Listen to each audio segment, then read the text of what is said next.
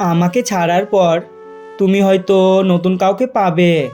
আমার মধ্যে কমতি থাকা বিষয়গুলো তার মাঝে খুঁজে নেবে।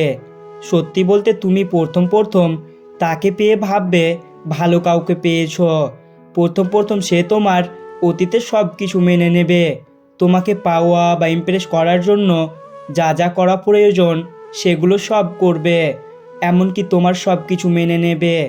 যখন তুমি একবার তার ডাকে সাড়া দিয়ে তার হয়ে যাবে, তখনই বুঝবে তিক্ততা।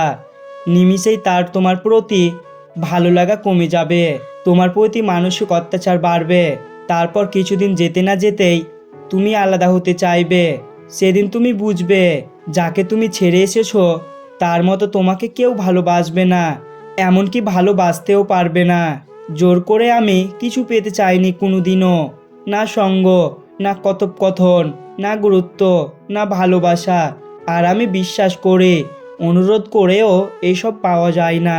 তুমি নিজের দুমুঠোয় আমার জন্য যতটুকু নিয়ে আসবে, আমি ততটুকুর থেকে এক ফোঁটাও বেশি চাইবো না। না তর্ক করব, না জেদ করব, না ঝগড়া করব, না আকুতি মিনতি করব। আমার জীবনের একটা নিয়ম আছে, আমি দেখি এবং বুঝি। হয় চুপচাপ পাশে থেকে যাই আজীবনের জন্য, নয়তো চুপচাপ দরজা বন্ধ করে বেরিয়ে যাই।